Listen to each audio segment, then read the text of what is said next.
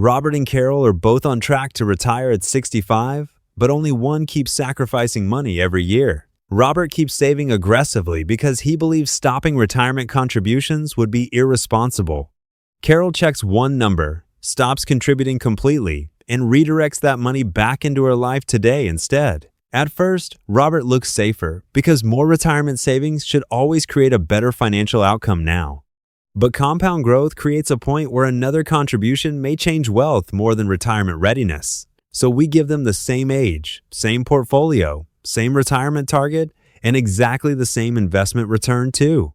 The only difference is whether they keep contributing after their portfolio reaches the COS number threshold. And the surprising result is that both can reach retirement even while one spends $500,000 more. Both are age 37 with exactly $400,000 invested today and plan to retire together at age 65. They expect to need $60,000 per year in retirement, measured in today's real purchasing power. Using the 4% rule, their target portfolio is $1.5 million in today's dollars at retirement. For this illustration, both portfolios earn a 5% real return, meaning growth after inflation. Robert keeps contributing $18,000 every year, while Carol stops adding retirement money completely. Taxes, fees, pensions, Social Security, and changing expenses are excluded to isolate the contribution choice. The first question is whether Carol can actually stop saving without quietly creating a retirement shortfall today. With 28 years remaining, the COS number for a $1.5 million target is about $382,640 today. Carol already has $400,000 invested, putting her roughly $17,360 above that mathematical threshold. If assumptions hold, that $400,000 can grow beyond the target without another contribution. Robert has the same balance, but he keeps sending another $18,000 into retirement every single year. Carol immediately gets back $1,500 each month that Robert still locks inside his retirement account. After 5 years, Carol's untouched portfolio grows to about $510,513 without new contributions.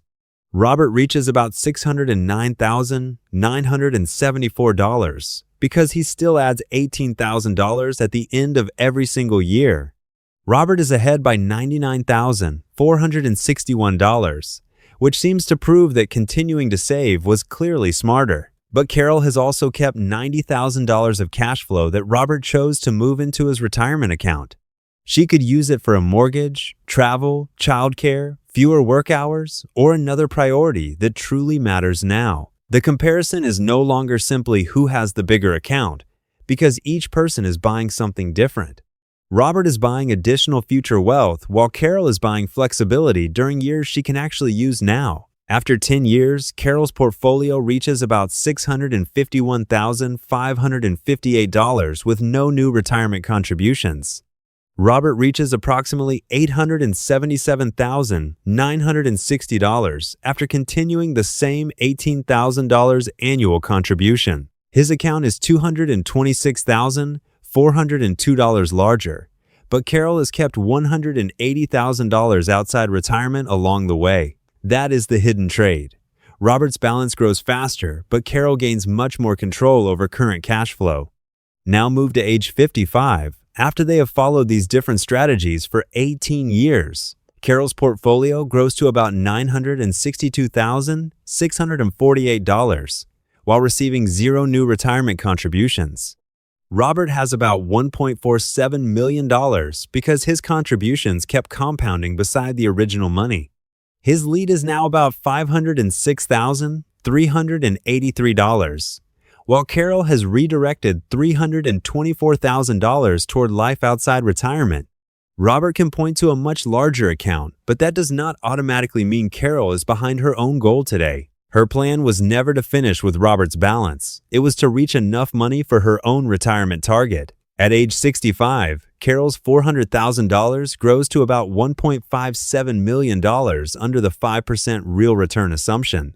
She reaches the $1.5 million target without making another retirement contribution after age 37. Robert finishes with about $2.62 million because he kept contributing for all 28 years.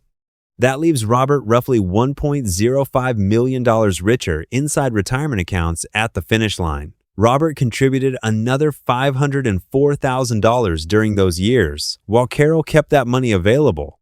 Those contributions also compounded, creating more than $1 million of Robert's eventual final advantage. If both only need $1.5 million, Robert finishes far beyond the retirement target they set. Carol keeps 28 years of extra cash flow and still arrives roughly $68,052 above the original goal. This is why the Coast number changes the question from how much can I save to how much do I truly need to save.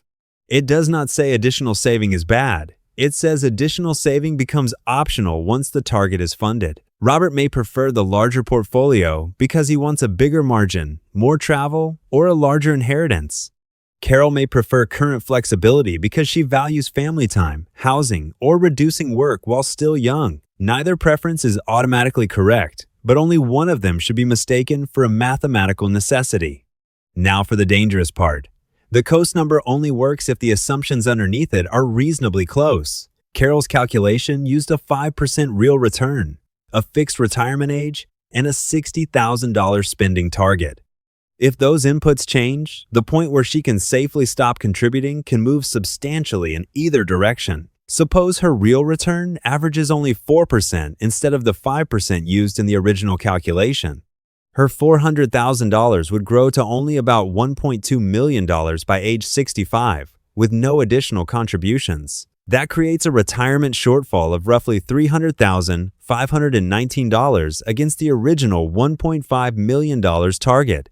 1 percentage point changed Carol from slightly above target to hundreds of thousands of dollars below it instead. This is the part people miss when they treat a Coast number like a permanent finish line instead of an estimate. The same problem appears if Carol later wants to retire earlier or spend over $60,000 each year. More spending raises the target, while fewer years give compound growth less time to finish the entire job ahead. So, reaching a Coast number today does not mean you should calculate it once and ignore your retirement plan forever. It means your current balance has crossed a threshold under a specific set of assumptions that must be reviewed.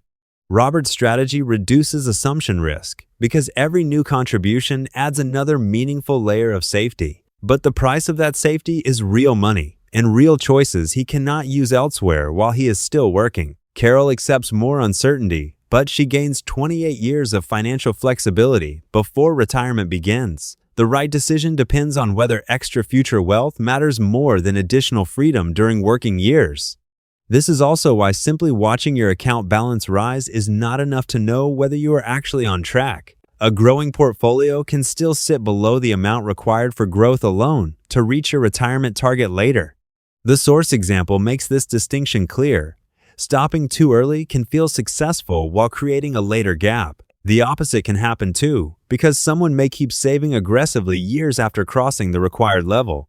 In both cases, behavior feels responsible because the person never calculates the threshold that settles the question. The Coast number is essentially the present value of your future retirement target after expected compound growth. More years until retirement make that required amount smaller because your existing money has longer to compound. Fewer years make the Coast number rise because there is less time for investment growth to complete the journey. That is why this strategy is most powerful when the threshold is reached relatively early in an investing career. It is not a loophole, and it is not free money. It is simply the mathematics of time doing much more of the work. Robert keeps paying for certainty even after the math says his original balance may already be enough on its own. Carol stops paying for extra certainty and accepts the risk that future assumptions may not match her current plan. A smart version of Carol's strategy would recalculate the Coast number regularly instead of abandoning the account. If markets disappoint, expenses rise, or retirement moves earlier, she can restart contributions before the gap grows.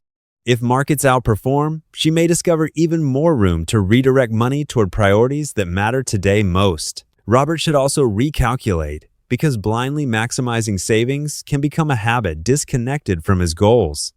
The goal is not to die with the largest possible portfolio unless that is genuinely what you want your money to do. The goal is to fund the future you need without automatically sacrificing more of the present than truly required.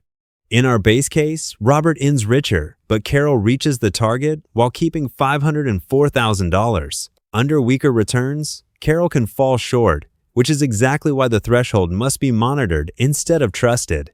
So the real winner is not simply the person who saves the most, or the person who stops contributing first today. It is the person who knows the number, understands the assumptions, and changes the plan when the math changes.